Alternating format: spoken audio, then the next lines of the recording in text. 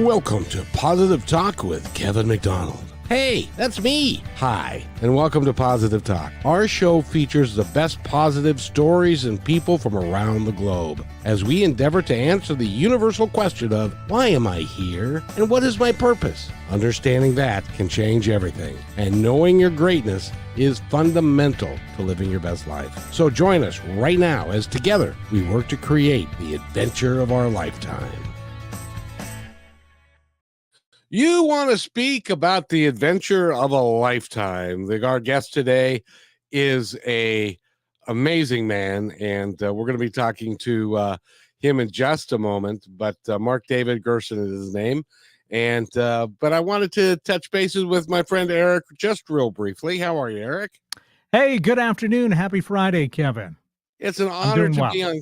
Thank you. And so it's an honor to be on KIXI again, and I'm looking forward to this. I got to tell you, is going to be, I saved the best for KIXI. And this is an absolute going to be a dynamic interview with a prolific writer and screenwriter and really a wonderful guy. So I'm looking forward to it. And things are good with you in the station?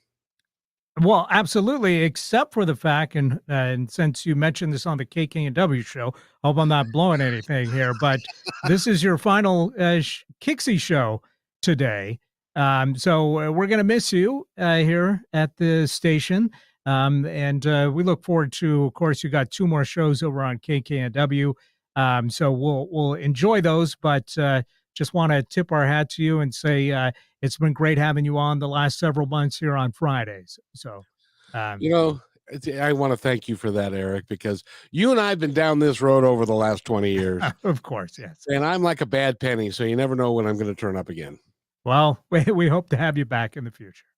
I hope to make that happen. And but I need to take a little bit of a break, a little hiatus, and because I've got my world is just completely moving forward in a really fast and mysterious way. So, well, hopefully a positive way. Yeah, absolutely. But I've enjoyed my time with you and with Nathan and with Benny for a short period. You guys are absolutely top notch. And by the way, KKNW, I've said this before, I need to say it again, is the most unique radio station in the country, bar none. So support it, please. Support the people. And KIXI too. Yeah. And KIXI too. That's right. So support both of these channels because they are very important. And especially KKNW, they have all kinds of programming, and it's all local. Most of it's local, and it's all live, and it's all done by real people who have something to say. So, and given that, thank you, Eric. Thank the other guys for me. Of course, I get to see you on Monday and Wednesday again. So that's thank right. Nathan for me. Can do. And thank you. Hop on to our fantastic guest because I know I've got a lot to say to him. So, boy, no kidding. Mark David Gerson is our guest. He is the author. First of all, I got to tell you, if I were to go over his resume, it would take the entire hour. So we're not going to do that, but we are going to talk about his appearances a little bit on ABC, Fox, NPR, amongst a bunch of others, but he's also a prolific writer. He's got a screenplay out that's going to be turned into a movie, and he also has got he does novels. He also does self-help. He teaches people how to write. He is just a phenomenal human being, and he's got 3. By the time this interview is over, it may be 4 books coming out in 2024. So with that, we are interested to bring Mark David onto the show. Mark, how are you? Mark David. I'm great. Great, Kevin. Thanks for having me. And boy, I'm impressed when you talk about that resume. Yeah. Well, you've got a page on your webpage, which, by the way, if you want to follow along, you can go to markdavidgerson.com. And you've got a page that's got all kinds of logos on it. And I can't even, it'd take an hour just to decipher all the logos. So congratulations on such a career. You should, well, I know that you're proud. Thank you. Thank you. It's, it's like everything else. It's a journey with its ups and downs, but as long as I can keep writing, I'm happy. And that's why, in the opening, I say it's the adventure of a lifetime. And you are certainly having an adventure of a lifetime. Which, Oh yeah. and I even heard that you didn't even start writing until you reached a certain point in your life. Is that Yeah, true? I actually ran from writing until I reached a certain point in my life. Um, um, I like to joke that my muse kind of tricked me into writing until it was too late to turn back. But I didn't start my first book, which is The Moon Quest, until I was in my mid-30s. In your mid 30s, and you've done all these books, and I love the you've got several titles that are kind of working together with each other, and they're called The Way of the Abundant Fool, or The Way of the what are the other ones? The Way of the Fool, The Way of the Imperfect Fool, and The Way of the Abundant Fool.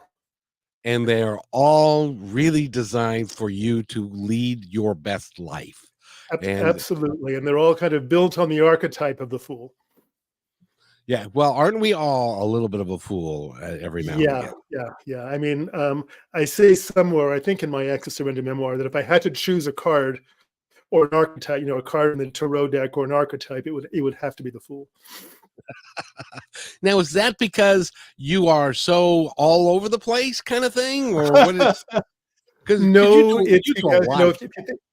if you think of the tarot deck, I should have worn I'm wearing my Moon Quest T-shirt today. I should have worn a different. I actually have a T-shirt for the Way of the Fool, but if you think of the tarot deck, you see this figure at the edge of a cliff, generally 1 foot off the cliff, with the dog kind of behind him. And to me, that represents kind of leap of faith, because the fool steps off the cliff and does not know what's waiting for him or for her at the other end. In fact, I have a favorite image, a favorite fool image it's actually from the Osho Zen tarot deck, because on that deck, you see the fool with both legs, both feet up. He's already jumped. He just hasn't gone over the edge yet. But in traditional tarot decks, the fool still has 1 foot on the ground and is about to take the leap. So, my first memoir is titled Acts of Surrender, because for me, it's all about taking those leaps of faith and trusting that somehow you'll be caught or land in a good place on the way down. You just said my favorite word, which is trust. I Great. really honestly believe that we have to trust who we are and the messages that we get from and I'm not going to pretend to tell you where they come from, but they do come. And so I would love to know, who is the muse? Well, traditionally, the muse, of course, was there were I can't remember, 7, 8, 9 muses. And they were Greek goddesses, and each one represented some aspect of the arts. But currently, we look at the muses as our source of inspiration. And you could have a person who's a muse for you, or you could just have a disembodied spirit energy that is your muse. But it's, in a sense, it's where your inspiration comes from. I've been extremely fortunate in my life. I've done over 2,000 interviews, and to a person, a musician, an author, a poet, an artist, all of them will tell me, I don't know where it came from. It just showed up.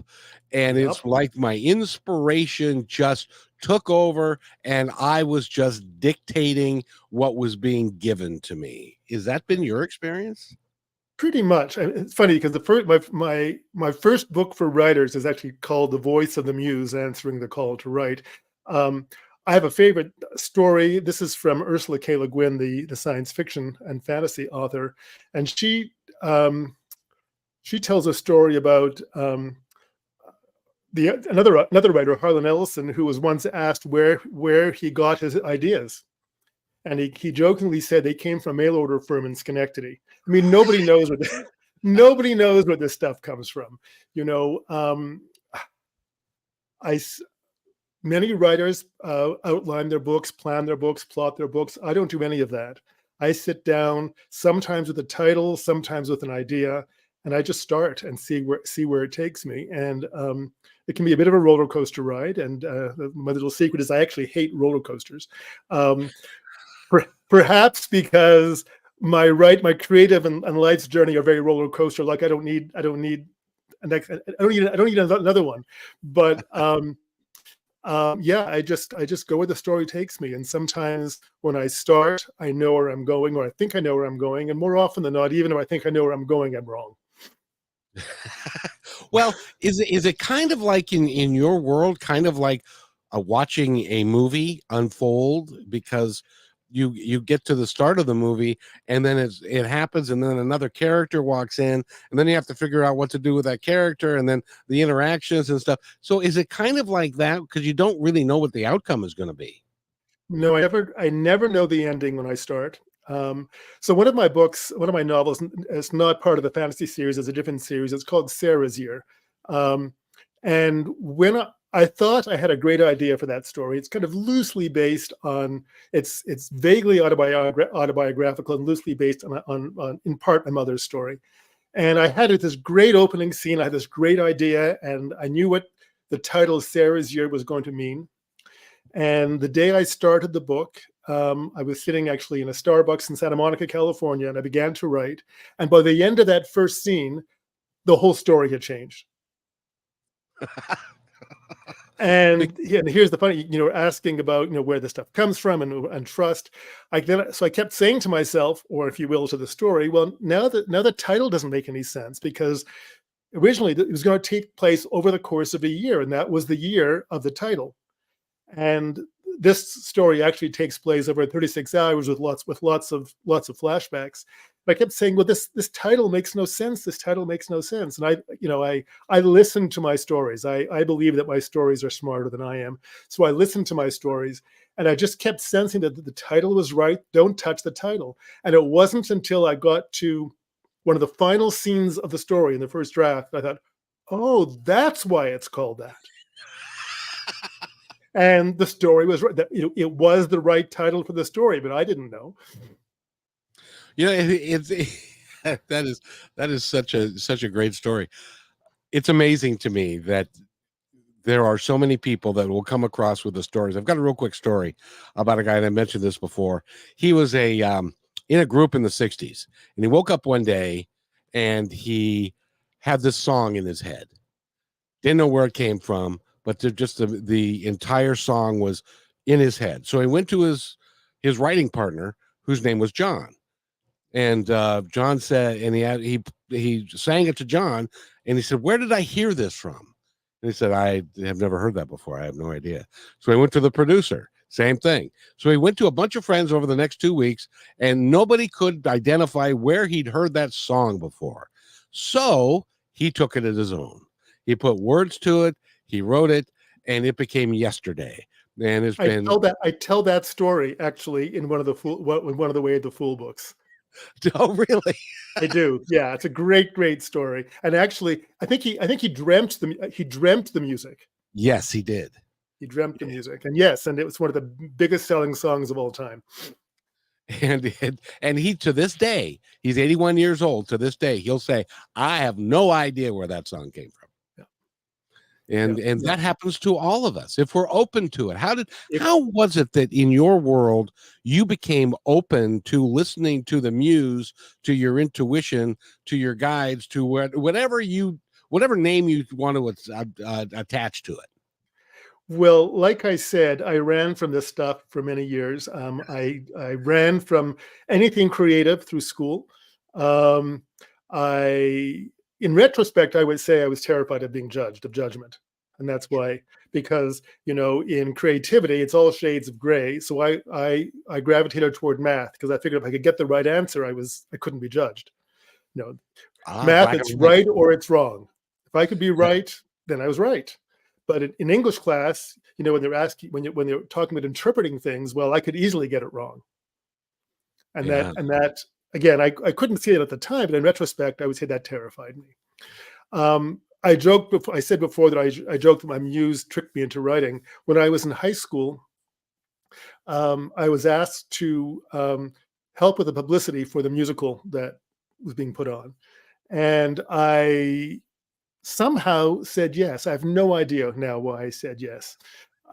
because it meant I had to write only press releases, but I had to write. So I had to put that writing out into the world. I said yes. I would say that was kind of the first, or one of the first kind of tricks that my muse pulled on me. Actually, we can rewind the clock, because the very first typewriter I was given back in high school, a few years before that, was not a Smith Corona. It was not a Royal. It was not one of these big name brands we all think of when we think of typewriters. It was a Hermes. Hermes was a Swiss typewriter maker. I don't know if they're still in business, but Hermes, of course, is the Greek equivalent of Mercury, and Mercury is the god of communication. So already there was a little nudge there. Typewriter. Yeah. Exactly. And by the way, for our younger audience, if you have no earthly idea what a typewriter is, yeah, you need to go look it up, and it's in the encyclopedia. You can Google it now, and it'll show you a picture of what we used to use to write with, and we had typing classes in school. Not only that, but a Hermes was a manual. It wasn't even an electric typewriter. Which those were like clunk, clunk, clunk, right. You know, and stuff. So that's beautiful. That's awesome. So when you got to be 35, and I think that you had enough life experience that you were beginning to understand a little bit more about yourself and what you would like to do, did you have a moment? Because in my opening, I always say, that there's a moment in time when we say, why am I really here? What am I really here to do? And what do I need to do to find out what that is so that I can do it, so I can lead my best life? Did you have that thought? It was more of an unveiling than it was a moment. As I mentioned before, I kind of got tricked bit by bit into writing. And one day when I was freelancing at that point. I was actually freelancing, writing for magazines and newspapers. I wasn't writing my own stuff, but I was writing. I kind of got slaughtered, tricked into that too. But one day I was freelancing at a magazine in Toronto, freelance editing at a magazine in Toronto. One of the staff editors came up and said to me, "I just took this writing workshop. You have to take it." And of course, I went like that and backed away very quickly. It was a creative writing workshop, but in the end, she talked me into it. Which was very uncharacteristic for her, because she was so mild, such a mild-mannered, not at all pushy woman, and she pushed me into doing this. And that workshop changed my life. That's when I began to find a way to trust myself and what was inside me. Over time, I worked with that instructor both as a creative and later as a spiritual mentor, and it was that work that began to open me up. And the Moon Quest happened in a writing workshop I was teaching. So this mentor, who was that original class, was a non-credit class at the University of Toronto, and this mentor asked me one day, after I'd been working with her for a while, if I'd like to teach her class, a section of her class. And I said, no way in hell. And she let it go. And a few months later, she asked me again, and I said, no way in hell. And then I had a dream. And at that point, I was working with a Jungian therapist. I was working with my dreams very intensely. And in the dream, without going into the detail of the dream, which is still this vivid all these years later, one of the dream characters in the dream, it's not me, declares very, very, with so much certainty, she says, "I have to teach." And I woke up with a start, and I called Carol back and I said yes. But it was in one of those classes that I was teaching where I led the group through an exercise, and uncharacteristically for me, I did the exercise too. And it was in that writing exercise that the first scene of the first draft of a novel I knew absolutely nothing about found its way onto the page. And I just kept writing. I got to ask you, that young lady that convinced you to go into the class, is she still in your world today? No. This was back in the mid 80s, maybe. This goes back a long time. I have to tell you this because I think it's important for everybody that's listening. is that we all have people that come into our lives for a specific reason. And you may have planned this before you even were born, that Absolutely. these people come into your life. I've had 3 of them that I can easily identify. One I haven't talked in 20 years, the other one 30 years, and the other one has passed on and I didn't talk for 50 years. But what it is that there's somebody will come along and they will put the idea in your head that you already knew you wanted to do, but you needed that push. You needed somebody to say, no, you really got to do this. And you did it. And then the dominoes Oh yeah, started. lots of dominoes. I actually tell the story in Acts of Surrender. The young woman, well, young then, because she was my age, I guess, then 40 years ago. Her name was Karen Pummel, like Pummel, Mhm. and she pummeled me. I mean, but it was so uncharacteristic because Karen was so sweet and so mild and not pushy at all. But in that moment, the only moment in the time we ever worked together, she was pushy. Yeah. It's like it's like whatever energy needed to get to me, she was channeling without even knowing maybe even what channeling was. And And and I said yes, and I have no idea why I said yes because who I was then shouldn't have said yes. yeah, well, was she cute? Yeah, she was nice looking.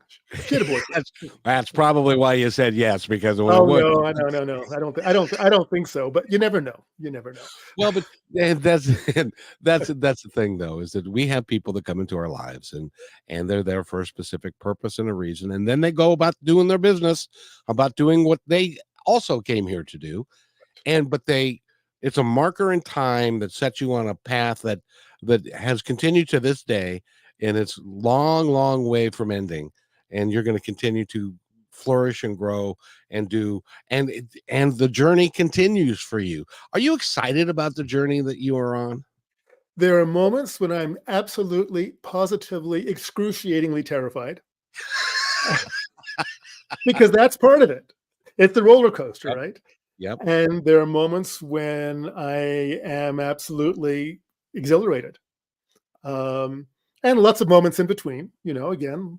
I mean, your background, I see is a big Ferris wheel. I can see right now. I can't see the roller coaster, but it may be there as well. Um, and yeah, I mean, it's a excuse me, it's a ride. And I would change nothing, although there's certainly things I wouldn't like to go back and do again. But but I would change nothing.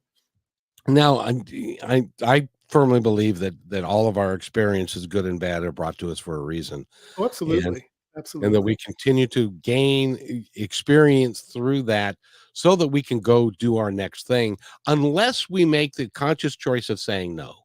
And that's where we need to not go, is to say no. We need to say yes. Do you agree with that? Well, another kind of joke. I like to joke that the last free will choice I ever made was when I said yes to living this life of surrender, of trust. And Yes. once I said yes to that, there were no more choices. Because once I said yes to that, the only way to choose differently was to go back on that. Now, from my perspective, this is what I tend to believe, is that when we say yes, when we are presented with something and we say yes, it's almost like our guides or the universe or God, whatever label you want to put on it, he rubs his hands together and says, okay, he said yes.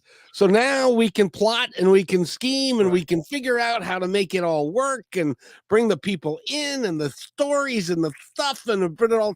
But when you say no, they say, well, we'll just wait till next time. You'll Right. say yes eventually. Well, and like when Carol asked me to teach her class, I said no twice before I said yes, and I had to have a dream. That Yeah. was so that was so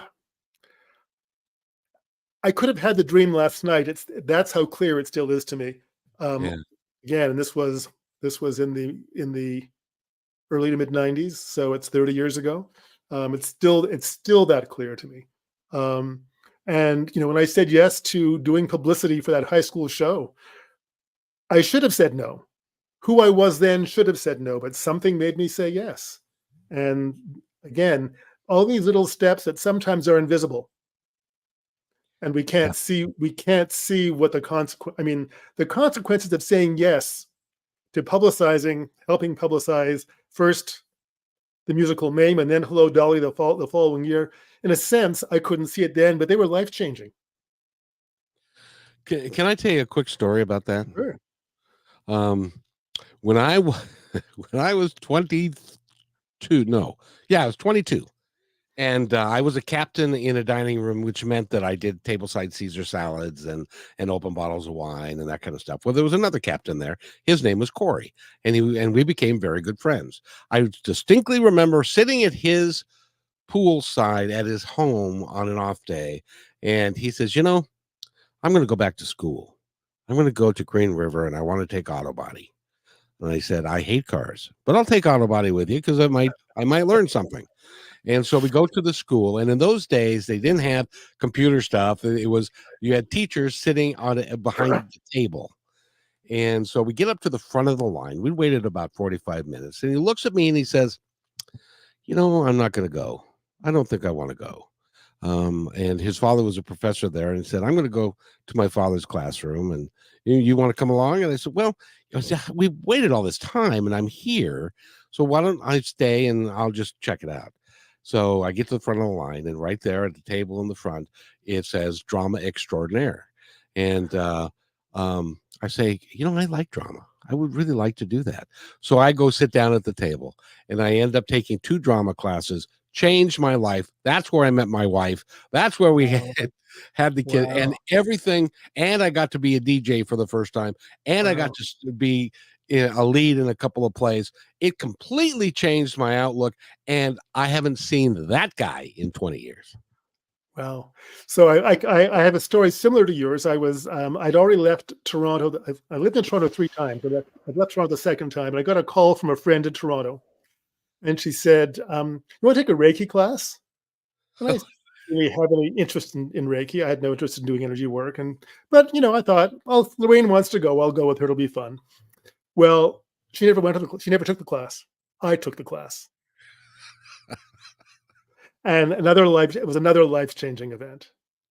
And that is how, and the reason that I bring this up, Mark David, is that I want people to understand that this happens to all of us, that you're no more unique than I am. And even though, we do interesting things, but it happens to everybody. And so pay attention to it, wait for it, and say yes to it. And it will open up remarkable places for you, for everybody who's listening to this. Do you agree with that? Absolutely. I think it's really important. I work a lot with intuition. If you want to call it inner guidance, it's the same thing with intuition, and trusting, and those leaps of faith. And I think that when we go within, I teach writing. What I'm really teaching you is how to go within and listen. That's how I write my books, but that's also how I live.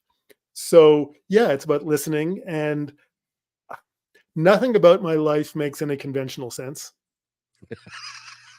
Truly, I mean, and yet it has been a remarkable life. Hasn't always been easy. It hasn't always felt like it's flowing, but it's been remarkable. And it's nothing that I would change. And if you had told me back when I said yes to that Hello Dolly publicity gig, that I would end up being a more or less full-time writer and helping people to write, I would have said, you're absolutely nuts. Yeah. Absolutely. I mean, there's nothing about my life as it has played out, absolutely nothing that I could have predicted. I shouldn't be living in the US. I had no desire, I had no conscious desire to live in the US, let alone to become an American. My car turned left instead of right one day. And I ended up, no, seriously, that's exactly what happened. And I ended up in the US and I never left. I believe that and that is the mystery and the excitement of life. It's a grand adventure that we all get to go on, And are there some adventures that are less glamorous than others? Sure, there are. Oh yeah, oh yeah. I But could tell you a few. One of the steps, each of those Way of the Fool books has 12 and a half steps. I like those half steps. And one of the, I don't remember which book it's in, but one of the steps in one of the books is embrace the mystery. ah, We like to think that we like to feel as though we're in control. If we're in control, there is no mystery. And the mystery is being willing to go into the unknown, being willing to take that leap of faith off that cliff that the fool takes, and trusting that leap of faith will pay off in some positive way. Maybe not in the way we think, but in some positive way. So another dream I had. This also goes back to that same period, kind of early in the weeks and months of my kind of spiritual awakening, if you will. I had a dream that I was it was a nightmare, not a dream. It wasn't just a dream; it was a nightmare that I was clinging to the roof ledge of a skyscraper, and I kept hearing "Let go," and I said, "No effing way am I letting." I'm in the dream. I'm not, look down. I see all the cars way down, and all I can hear is splat. Me hitting the pavement. And I say no, and I wake up, and I'm in cold sweat. I was just really, really unhappy, really uncomfortable. It was a horrible dream. And one of the things I did back then sometimes is I would take a dream into meditation and try to go deeper with the dream. So a few days later, I plucked up the courage, and I took that visual into meditation, and I tried to let go. I still couldn't. I did it again a few days later. I still couldn't. And then finally, a few days after that, the pain of holding on, there's lots of symbolism there. The pain of clinging was in this experience was so intense. I said, well, you know what? If I go splat, I go splat. And I let go. And instead of going, which is of course what I would expect, it felt like I was floating like a feather.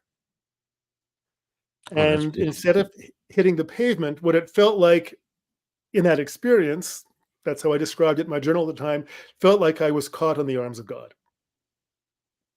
and you were. And I was. And I always have been. It's just that the arms of God get closer and closer to the pavement each time. Wait, Otherwise I wouldn't have to trust. That's right.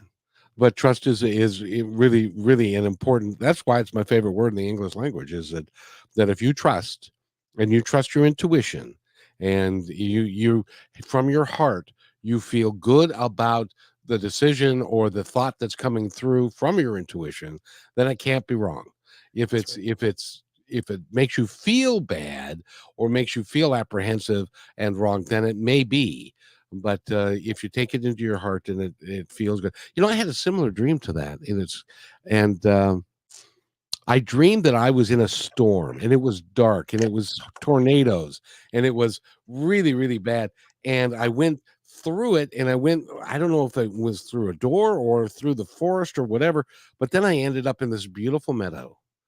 And with a creek running through it, and mountains, and it was all blue, and it was gorgeous, and there was a big rock there, and that's where I now hold my counsel with my inner self. Is Beautiful. I will go and sit on that rock. Beautiful. That works for me. I don't know if it'll work for anybody else, but it's whatever works. It's whatever works for you. Yes. There isn't.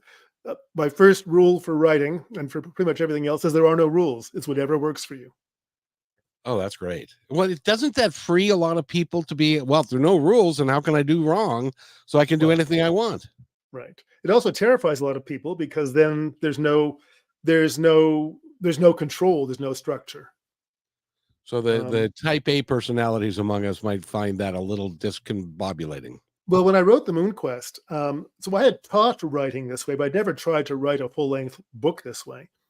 And so the morning after that workshop where I wrote that scene, that I sketched out that first scene, I was terrified. How can I write a book without knowing what it's about? And in fact, it was so terrifying. to that moment, it was my biggest letting go of control.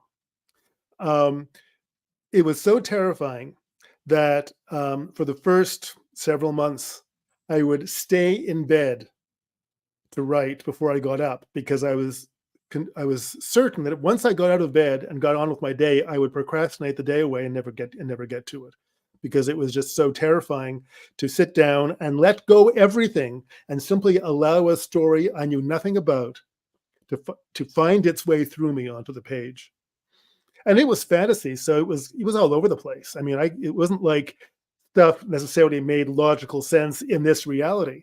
So I had to let go of this reality as well, because anything could happen in that story. And even if it didn't make sense to my conscious mind, and often it didn't, I had to trust that the story was smarter than I am. And isn't that the story that you have written the screenplay around? And So there are 4 completed books in the Legend of Quintana, which is the series, 1 in progress and one other one that I know is coming. And I've written screenplays for all 4. And the same producer who was initially interested in the Moon Quest is now interested in all of them. good for you. So, Congratulations. yeah, I just, movie making, especially big budget movie making, kind of, I was going to say crawls, but what's slower than crawling? I mean, it's just a very, very slow process, because there's a lot of money involved. But I'm certain it'll happen, and it'll happen in the perfect moment and the perfect time. And it'll be a success. And one of these days, I want everybody to remember the name Mark David Gerson, because you're going to be walking. They're going to announce your name, and you're going to go up on, and Jim Carrey is going to hand you the trophy or the statue, and you're going to win an Academy Award for the story and for what you've done. So that's just my fantasy opinions. Well, that's okay. So I'm Jewish, and one of the expressions is from your mouth to God's ears. So every year when friends say, "Are you going to watch the Oscars?" My answer is, I'm not going to watch the Oscars until I'm in the audience. Exactly.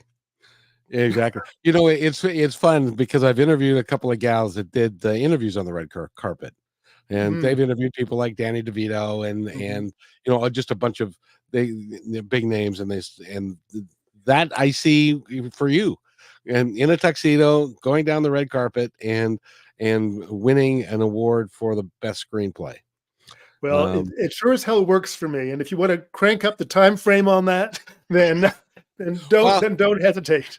Well, if I had 40 or 50 mil to drop into the project, I'd do it in a heartbeat. But by the way, go to markdavidgerson.com, and you can look at all of his books. Buy his books. There really are some great titles. I love the one, by the way, of the Book of Messages. Tell me about that one. So this is one of my more unusual books. I was living in Sedona, Arizona at the time. I've lived in Sedona 3 different times, by the way, over the years. It's a place that just keeps calling me back. And I don't live here anymore, but I happen to be here now while we're talking. And as I was walking, I would go walking on the red rocks in the morning. I would just, you can use the word channeling if you want. I would rather say I just felt messages coming through me. At a certain point, I said, you know what, I should record them. I can't write when now we have smartphones, and I could have talked it into my phone. This was before smartphones, anyhow. For your younger audience members, I took a tape recorder. Yeah, tape recorders. I remember them. And it was a cassette. It wasn't that old. It was a cassette recorder. It wasn't a reel-to-reel recorder. I took a portable cassette recorder, and I just began to record what was coming through me. And I began to email them to what was then a very tiny email list. And that email list grew because of these messages. And they're very positive, empowering, inspiring messages. And I collected 13 of them ultimately into this book. Congratulations. I need to get that book. I need to And play. and Go ahead. one other fun fact: the current edition of that book, I think it's the second or third edition. The cover is one of my photos, and it's a Sedona photo because I'm also a photographer. If you're not busy enough already. I'm not busy enough already. Yeah. But Sedona is a very, from what I understand, haven't been there yet, but I understand it's a very spiritual place. It is. It's an amazing place. As I say, of the 3 times I've lived here, I didn't plan to live here each of those 3 times. It just kind of happened each time. And that's because you say yes, and it That's happened right. because of that, which Yes. is really cool. And sometimes I don't even know what I'm saying yes to. The first time I was on a kind of the open-ended road trip that got me into the U.S. from Canada, the one where the car turned left instead of right, and I felt powerfully called to come here. I didn't know very much about Sedona at the time, and I booked in for a weekend, and I still had a private, like a UPS store style mailbox in Toronto, and every time I stopped someplace for long enough, I would call FedEx and have them send me my mail. And so the day before I was checking out of this place in Sedona, I called FedEx and I said, please, I called the mailbox store. I said, please FedEx overnight my mail to this address. So it's Friday morning and I check out of the hotel and I'm waiting for the FedEx truck to come. Well, the FedEx truck comes and my package is not there. So I call FedEx and I say, where's my package? And they do. In those days, you could actually talk to somebody. Now it's Now put your number in here. Yeah, that's right. It's not the same anymore. Anyways, so she did a little digging and said, "We're so sorry. Your package ended up in Phoenix. Didn't make it to Sedona." She said, "Tell me where you'll be tomorrow." And we'll get it to you. I said, I have no idea where I'll be tomorrow because this journey was very much like the way I write my books. I didn't know where I was going from one day to the next. And she said, fine, here's my number. Again, this is a while back. This wouldn't happen today, probably. When you know where you're going to be, call me and I will make sure your mail gets to you. I said, great. So I say goodbye to the people at the front desk and I get in my car, I turn the key and shift into reverse. And I think, I don't have to leave. So I go back, shift back into park, and I go back inside. I said, "Is my room available for the week? For a couple more days?" She said, "Yeah." I checked back in. I called FedEx, and had them send my mail to there. And I was there for a year and a half. I wasn't at that hotel for a year and a half, but I was in Sedona for a year and a half. My life totally changed. That's just how it happens. By the way, I just wanted to mention when we're open and when we say yes and when we go. It was me going with the flow. I didn't have to leave, so why leave? Exactly. And I just want to say this because I want to make sure everybody understands that this isn't about what labels. It's not about this label or that label or you got this from there or when it just happened. And so it's not whether or not it's true, it happened. So it is true. And so I don't care what you call it. And what do you call it? The subtitle of one of my memoirs is how's it go? It's can't even remember now. But the phrase I use is my wisest self, which really is the voice of my heart. Yeah. It's that place within each of us that knows more than our conscious minds. And that's the place I write from too. That's how I can write these books without knowing what they're about, because at some deep level, at some deep unconscious level, of course I know what they're about. Yeah. The only way to access that is by thought. I like to say, don't push your pen across the page. Let your pen carry your hand across the page. That's beautiful. And it can work that way. And it does work that way if we let it, but we have to let go to let it. Isn't there that saying, let go, let God? There's also, it's the same idea. Let go, let God, let go, let the pen, let go, let the story. And as you say, you can call it God, you can call it higher self, you can call it Fred. It doesn't matter, because all these are characterizations that our conscious minds, our brains, attached to something that is beyond our ability to understand. So that's why the name doesn't matter. We simply create a name to put it in a package so we can deal with it. But it's beyond that. It's bigger than that. Oh yeah, and it's bigger than we can imagine. That's it. Um, That's but it. all we need to do, that's where trust comes from. Because if you know that it's real and it's bigger than a bread box and it's more than you can imagine, then just let it be. That's another, the Beatles are my favorite group of all time, and that was another title that they did. Just let it be, Right. and it'll be okay. Yeah, and follow your heart and be that's kind. right. And and that's why I work with people to help them access what's in here and then trust it. Because you can access it and say, well, that doesn't make any sense. I'm not going to do that. But you have to access it, but you also have to trust it and take those leaps of faith. It's a leap of faith means you can't see what's coming after you take the leap. Otherwise, it wouldn't be a leap of faith. Yep. 20 years ago in 2003, when I said, you know what, I want to do a radio show and I want it to be 2 hours a day, 5 days a week. I had a bunch of people in my life say, have you lost your mind? You're a successful manager at a major food company. You make good money. You got the wife, the kids, the dog, the cat. Why would you want to go do something like that and jump off the airplane like that? And I said, because I'm driven to. That's what I'm being called to do. And 21 years later, I get to sit here and have a talk with Mark David Gerson, who is a phenomenal man, a great photographer and a author and a screenplay developer. And what do you see next for yourself? Because you're a young guy.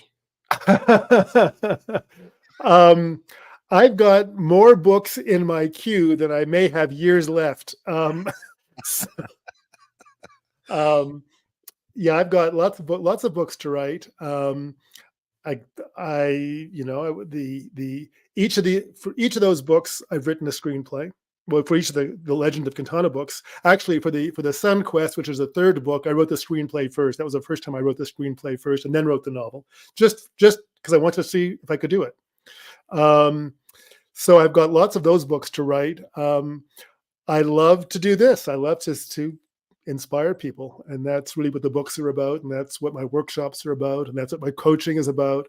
It's all about helping people to connect with the richness that's already inside them, and I just want to keep doing that.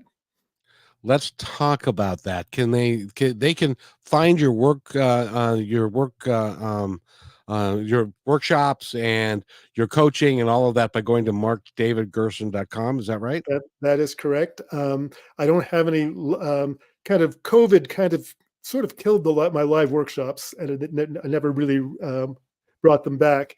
But I am right now, as we speak, I'm creating a series of 90-minute to 2-hour workshops on video that Cool. you'll be able to purchase purchase for download off my website. I think there will be a total of 7, 8, or 9 of them. I finished one. I'm almost finished the second, and those should be on my website sometime next month, I guess. And that'll be under the videos link on the top. But yes, my coaching is there, and all my books are there. My books are also available on Amazon and online booksellers everywhere. And your local bookstore can order them. That if they don't stock it, they can certainly order it for you. I'm willing to bet that if you've gone to the airport in the last year or two and you're early for your flight and you're wandering around the bookstores, because they've got a bunch of bookstores in there, I'll bet you Mark David Gerson's title is in there somewhere.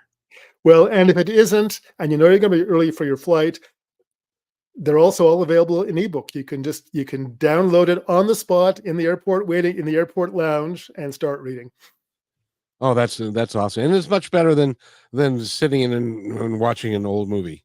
But wait, there's more, because I recorded my first audiobook this past summer. So the Moon Quest is now on audiobook, and I narrated it, which was a total trip. And hopefully in the next while, the other Quintana books will also be able to do those audiobooks as well. So that if you're too lazy to read or just want to be told a story like you were when you were 5 years old, I'm happy to tell you a story. You can listen to the Moon Quest it's on right now. It's on Audible and Apple Books, and it should be on other platforms down the road.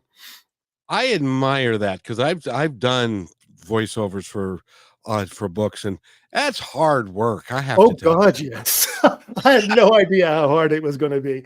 And people said to me, why don't you, put yourself out there to narrate other people's audiobooks? And I said, oh my God, no, it was so hard to do it. It was physically hard. But it was also emotionally hard. And this is me going within to go to where I went, to where I was when I wrote the book, so I can Yes. give you that experience. So it was, and I had given readings from my books at events or on interviews, but I had never read the entire book. And I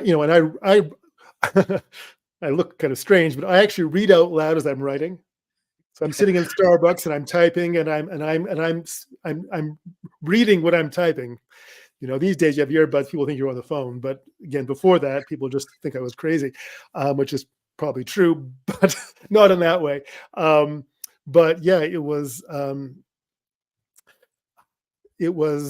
just a profound experience, and I had never had to read because I talk too fast.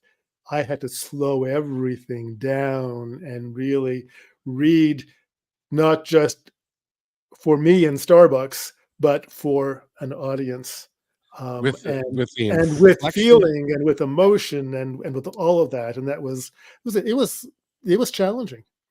Well, and can you imagine what it would be like if you didn't know the material? Somebody hands you the book, then you have to read the book, and then you have to remember the characters and what their motivation is and stuff, so that you can then apply a voice to them. And then you have to edit the whole dang thing. It's just crazy.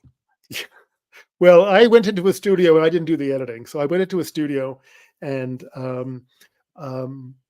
someone else did the editing, for which I'm very grateful. But again, then I had to listen to it like the whole thing 3 or 4 times, so he could edit it. I had to go back and find the errors that I made that he missed, and we had to do some retakes at the end. So yeah, it was a project. Well, But I would do it again in a heartbeat. Congratulations. I'm glad you did it, and it's out there now, and people can go pick that up. Go again to markdavidgerson.com, get all the information about him. And if you want to be a writer and you want to learn how to do it in a really cool way, he's a coach. You can hire him to help you get out of your own way. And that would even be better too. We've only got a couple of minutes, young man, so I wanted to step myself aside, and I want you to tell our audience anything that you would like them to know. Well, I want to go back to the words trust, surrender, and leap of faith. Whether it's in your creativity or in your life, remember those. Listen for whatever you want to call your wisest self. Trust what you hear, surrender to it unconditionally, and take that leap of faith, and you will not regret it. It'll be amazing. Whatever it is for you, it'll be amazing. And it happens just that easily. Absolutely. It's certainly simple. Some days it isn't easy, but it's really simple. Some days it's like, you want me to do what? No, come on. No. So that really will work. Again, Mark David Gerson, thank you so much for being here. I've really enjoyed it. An absolute pleasure. Thank you, Kevin. Will you come back? Anytime. You know where to find me. I have you on tape. Tape is I have you on digital stuff now. So, right. So, what's tape? Somebody says it's Scotch tape. What are you using on Scotch tape for? And by the way, we've just got a minute left, and I would just like to say, when we talk about trust, when we talk about what we are doing, I am being led, I believe, to do something different. I am leaving KKNW. I am leaving KIXI. because the grandness of where I'm going dictates that I do that. But I want to let everybody know that I have thoroughly enjoyed my time on KIXI. Eric has been wonderful. Nathan has been wonderful. And I really appreciate everybody helping the show get to where it is today, and be looking for us in the future. You're going to see greatness in our adventure of a lifetime. Be kind to everybody. Be kind to one another, because each other's all we've got. And I'll see you Monday on KIXI.